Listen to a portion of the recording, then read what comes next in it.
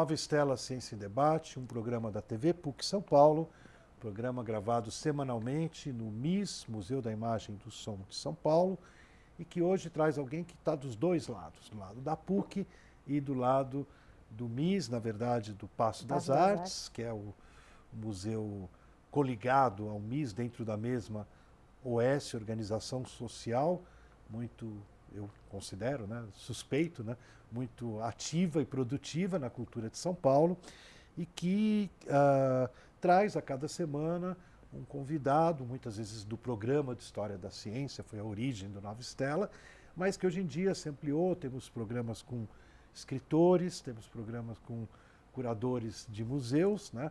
Gravamos já com a nossa convidada Priscila Almeida Cunha Arantes, Priscila Arantes, já gravamos um programa, quem quiser, é só procurar no YouTube, canal Nova Estela, e vai encontrar ela contando as novidades do Paço das Artes, que ela já carrega nas costas há muito tempo. Mais de 10 anos. Mais de 10 anos. E igual o nosso programa, está com mais de 10 anos. Né? É legal, na vida a gente vai, né, fazendo coisas que vão ficando mais de 10 anos, mais de 20 anos. E a Priscila é crítica, curadora, professora, pesquisadora no campo da arte e estética contemporânea, formada em filosofia pela USP,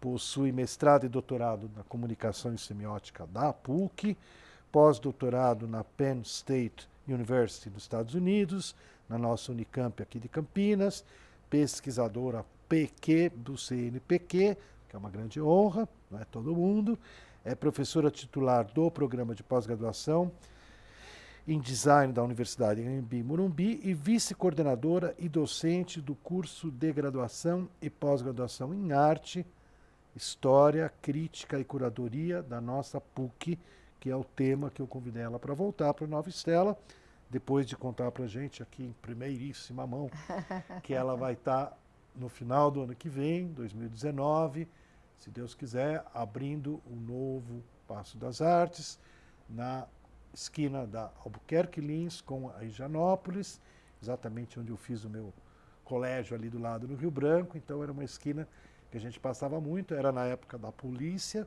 né? E agora vai ser da cultura, com as aventuras que a Priscila vai trazer para nós. Mas, como eu falei, Priscila, esse é o assunto do nosso programa que já foi ao ar, e agora a gente vai aprofundar um pouco, que você conte para nós como é esse curso de arte, história, crítica e curadoria da PUC, que já tem também 10 anos. 10 anos também.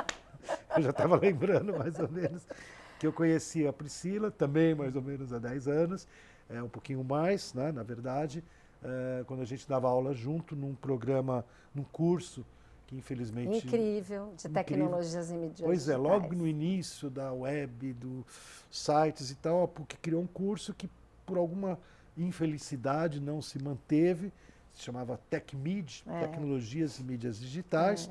A gente tem outros cursos na PUC que foram substituindo, mas aquele marcou. Aquele marcou, eu entrei ali por aquele curso, eu entrei na PUC, né, tem mais de 10 anos. Na PUC eu acho que uns 15 anos, um pouco mais. E entrei para esse curso, na época, no Departamento de Ciências da Computação, porque eu tinha feito um doutorado, né, que acabou sendo uma referência no Brasil até hoje, foi finalista do Prêmio Jabuti, né, como você sabe.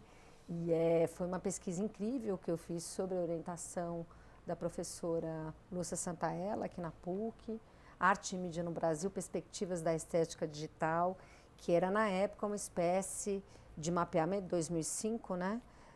Já faz tempo, né? Tão recente, mas tão distante já, das produções que trabalhavam naquela época com as novas mídias, com as novas tecnologias, no campo do que foi convencionado naquela época chamado de digital. Hoje a gente já fala em pós-digital.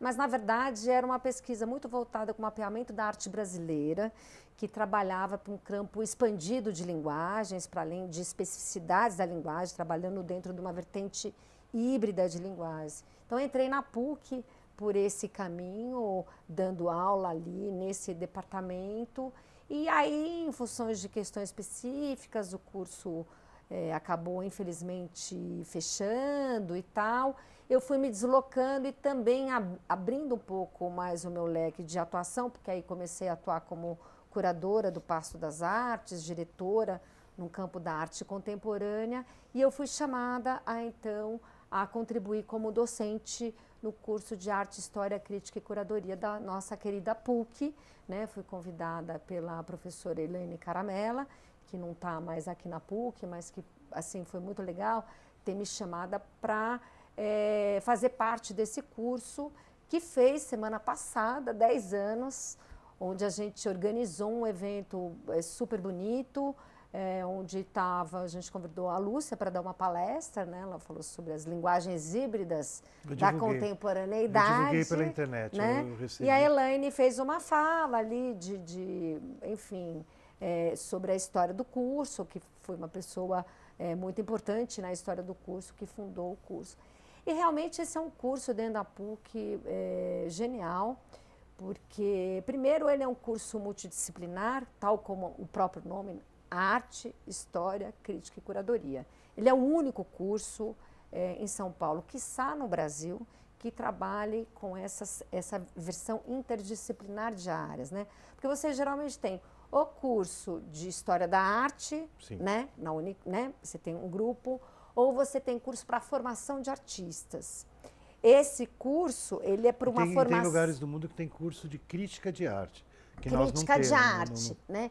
Então, esse curso, né, daí o nome, a arte, que é o chefe, né, a área mestra do curso, mas que trabalha exatamente na interface com a história da arte, com a crítica de arte e com a curadoria.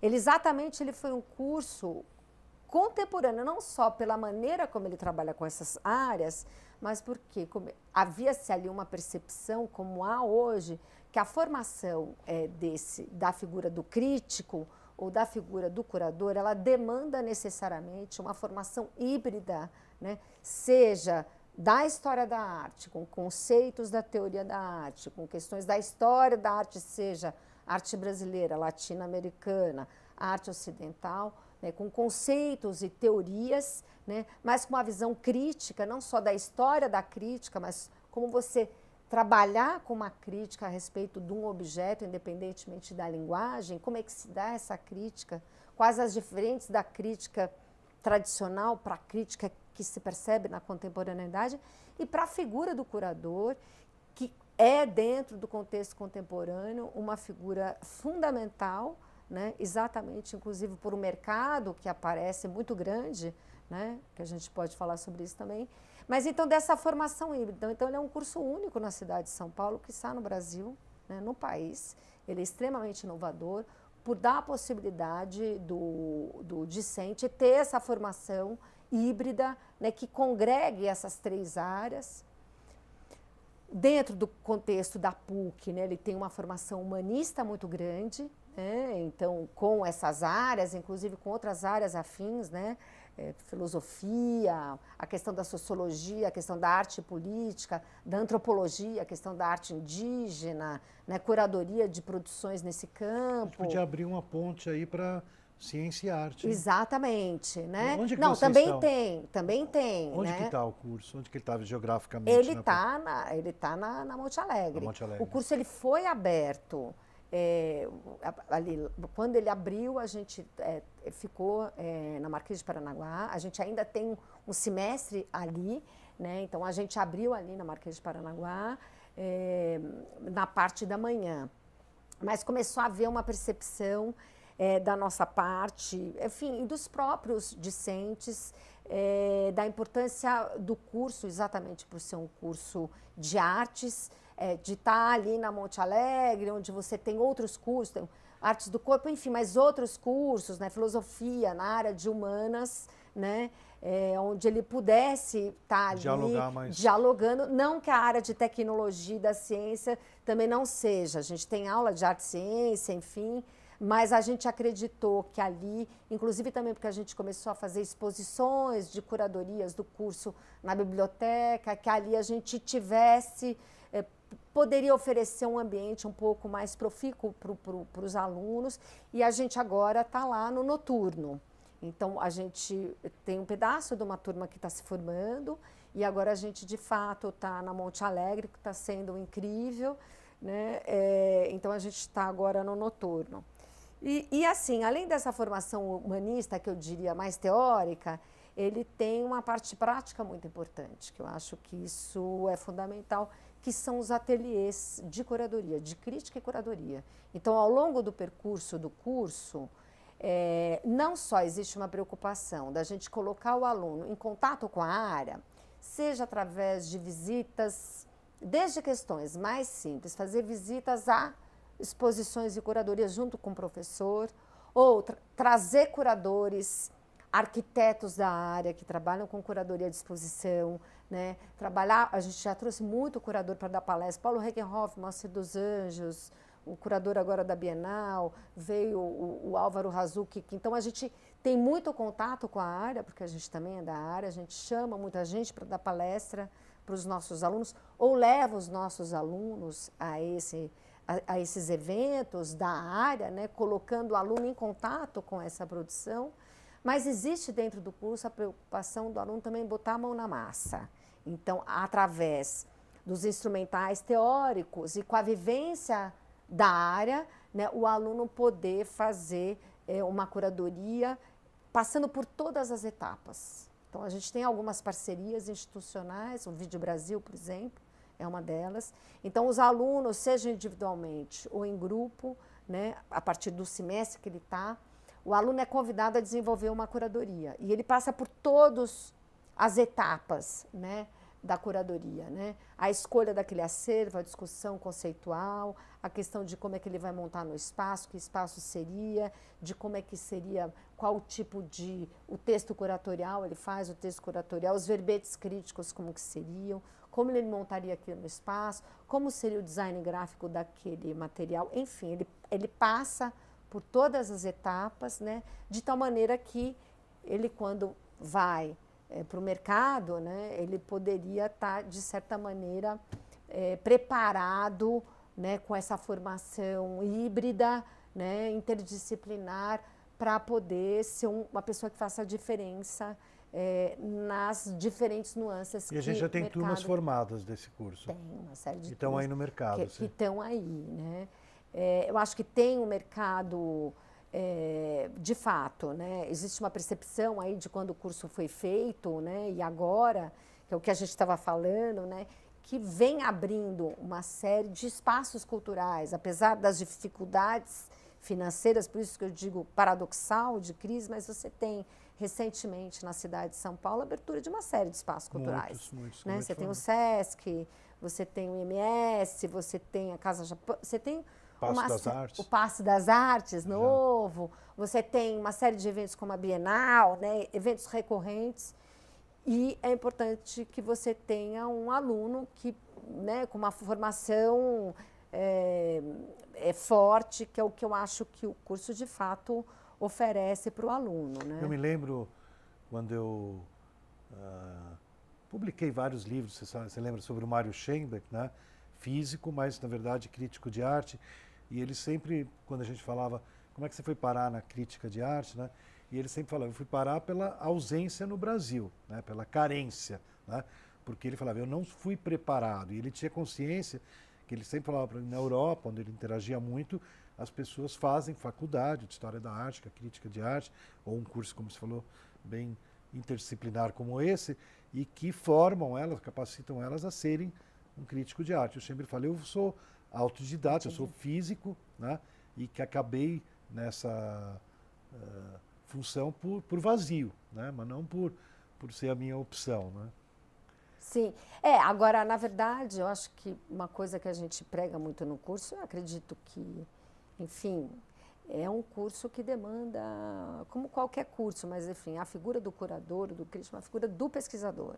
Então, não é um curso técnico nesse sentido, então você sabe, faz curadoria, você tem a questão conceitual, você tem não sei o quê, você está resolvido o problema. Né? Você tem a fórmula de design da curadoria, a metodologia, né? Isso por si só não dá conta de você formar, né, ou de você vir a ser uma pessoa que faça diferença, né? Então, a gente enfatiza, de fato, ao longo do curso, a importância da pesquisa, né?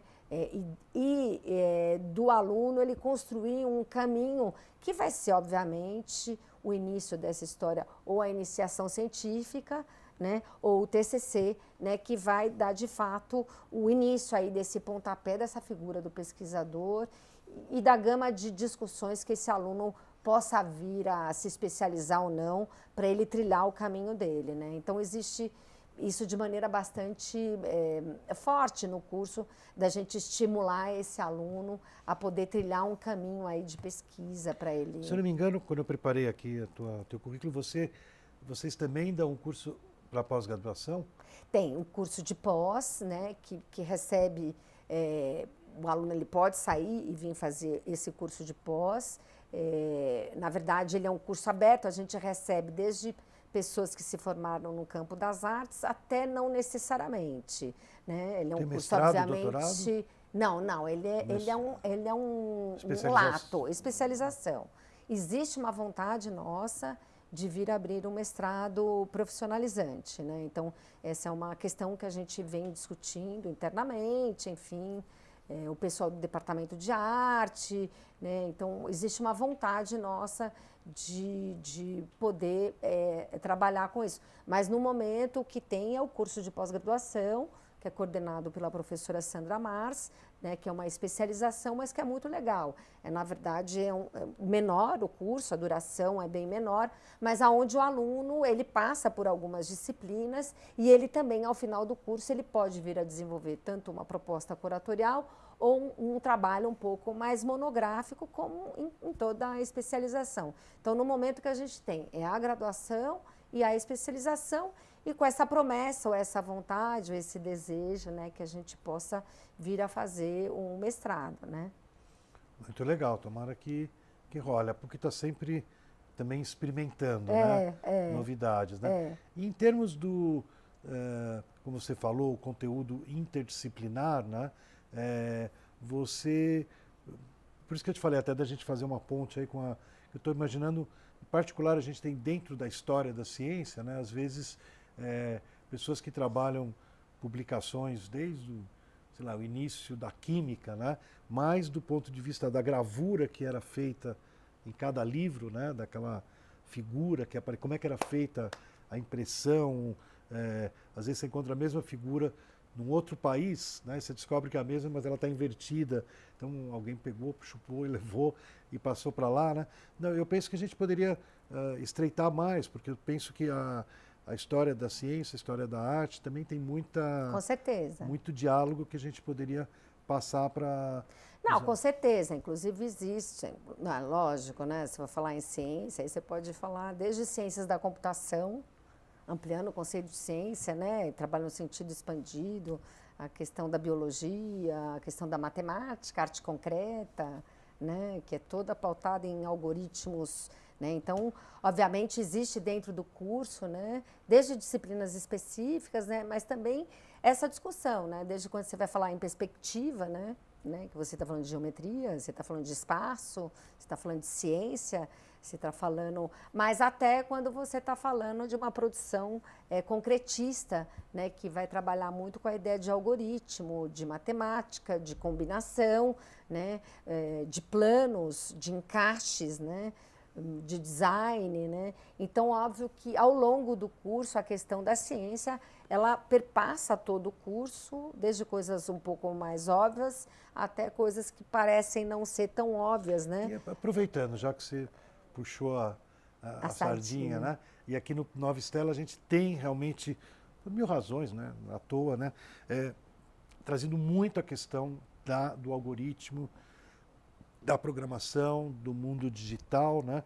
Você que está aí no papel tanto de professora do assunto, como de curadora do Paço das Artes, né? Como você vê o futuro aí? Como é que a gente vai continuar produzindo? Né? No caso, muitas vezes o debate não é exatamente o teu foco, mas muitas vezes aqui a gente pergunta se o livro, né, enquanto objeto, sobrevive ou não, né? A gente começou essa pergunta há 10 anos, né? Naquele momento parecia uma desgraça, que o livro ia evaporar, né? Daí o que aconteceu? Nós estamos 10 anos depois... E o livro continua. E o livro continua. Então parece que, né, tem uma coisa... Como é que você vê o Eu costumo pensar mais, às vezes, essas tecnologias mais como conceitos do que como suportes. Por exemplo, o Walter Benjamin, né, que é uma referência para todos nós, né, uma das grandes sacadas que o Benjamin teve para pensar a história, né, a ruptura com aquela ideia de história linear, historicista, e pensar o cinema como uma espécie de metáfora para essa figura do historiador, aquele que edita, cola e recorta. Então, eu gosto muito de pensar as tecnologias menos como elas em si, mas mais como metáforas de novas formas de organização, de pensamento do mundo. A mídia como forma de pensamento, né? Que é um pouco o exercício que o Benjamin fez, o próprio Flusser fez quando ele vai pensar no conceito de pós-história dele, mesmo as discussões da fotografia, a filosofia da caixa preta. Então, eu penso muito a questão, às vezes, da interface, que foi um conceito que eu trabalhei no meu livro, Arte Digital, eu trabalhei com um conceito chamado Estética da Interface. E pensando na interface menos como uma interface humano-máquina, né, porque a interface ela ficou muito conhecida como algo, né, humano-máquina, mas a interface mais como uma espécie de uma metáfora, né, dessa ideia de interface de áreas, arte, ciência e tecnologia, né? Desse interfaceamento entre sujeito e objeto, né? Dessa ideia de uma estética da conexão que faz parte do mundo contemporâneo. Então, eu penso um pouco mais nesse sentido. Não acho que as coisas nem desaparecem, nem deixam, elas vão mudando, né? Eu acho que o que se percebe em termos de produção de linguagem, por exemplo, que é um campo de discussão, é cada vez mais um interfaceamento de áreas, né? A ideia da especificidade de linguagem, pintura, escultura, as coisas elas estão muito misturadas, às vezes não tem nem mais como você nomear, né? Porque são sempre linguagens muito interfaceadas. No campo do museu também, né? Você pensar a ideia do museu, da curadoria em outros ambientes, que não são só os ambientes físicos. Não, por exemplo, museu interface, a tecnologia, os ambientes virtuais. Recentemente a gente teve um incêndio do Museu Nacional, que deixou todo mundo, principalmente o mundo da ciência, né, da pesquisa científica, muito abalado. Mas eu penso assim, por exemplo, aqui em São Paulo a gente teve outro incêndio no Museu da Língua, né? E o Museu da Língua, de certa forma, é terrível, todo incêndio é terrível, né? Mas, de certa forma, o acervo do Museu da Língua, ele não se perde, porque ele não era um acervo imaterial, né? Eu acho que são níveis de discussões diferentes, porque ali o incêndio ali do caso do Museu Nacional foi um absurdo, é um descaso absurdo, a gente sabe disso. Então, isso é um fato e acho que aquilo é irrecuperável. É irrecuperável. A pesquisa que estava lá dentro, ela é de fato irrecuperável, não tem como. Há quem diga, alguém que tem que deixar aquilo em ruína mesmo. A situação, né, para que isso possa ser quase um testemunho da barbárie, né, da situação de descaso ao campo da cultura, né? Então, aquilo eu acho muito complicado. Agora, no caso do Museu da Língua Portuguesa, aí de acervos virtuais, que é uma outra discussão, porque ali não era acervo virtual, é acervo real, são pesquisas, anos e anos de pesquisa que você não tem como recuperar.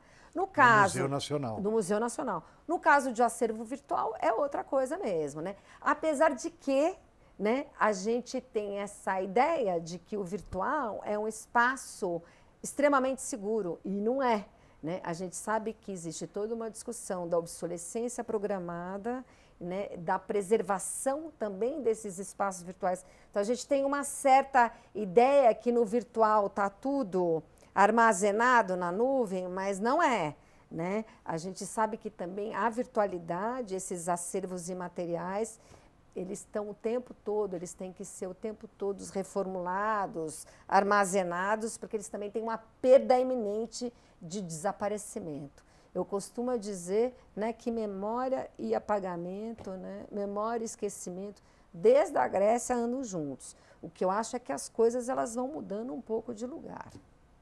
Então, assim, se por um lado não perdeu o acervo, mas existem outras formas de perder o acervo também, digital, virtual, se você não trabalhar com computadores ou com trabalho intermitente de recuperação de dados, porque você também pode perder, né? Imagina se a gente houvesse um bug do sistema e toda a internet acabasse.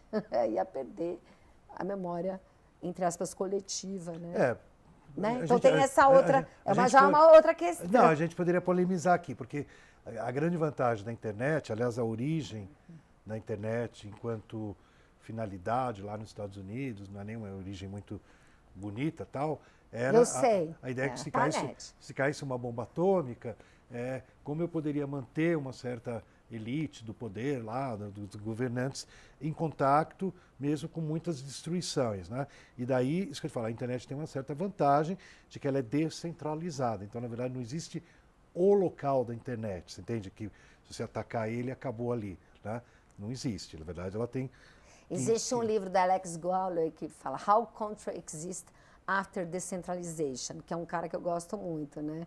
Então, o controle existe mesmo quando está descentralizado. São outras formas de controle, né? Então, acho que também é uma discussão interessante. Mas aí já é uma discussão de poder e controle, né? O controle e o poder existem mesmo na descentralização. O que muda é a forma de controle. Se torna mais complexo, mas existem formas de controle. Tá bom. Né? Tá, eu prefiro, vamos descentralizando que vai ficar melhor. A menos que teu amigo aí, eu não conheço o livro dele. Alex Gawler, muito legal. A menos que ele na prática, muitas vezes eu desconfio quando as pessoas, eu vou criando bibliotecas pequenas nos lugares da periferia, né? Que fala, é melhor fazer uma biblioteca grande aqui na Vila Paulista, o que você está indo lá nas periferias? Eu falo, eu prefiro ir abrindo as pequenininhas descentralizadas, depois a gente conversa, né? Mas eu queria te agradecer muito, acho que foi riquíssimo o curso que você tem na PUC, arte, história, crítica e curadoria, está aí para o nosso público uma opção. Hoje em dia o mundo está procurando opções e o Nova Estela se despede, esperando, né, como lá atrás, na Renascença, novas estrelas apareceram no céu, né, surgiram no céu e deram grandes novos horizontes que balançaram e mudaram o mundo antigo, que pode novamente acontecer.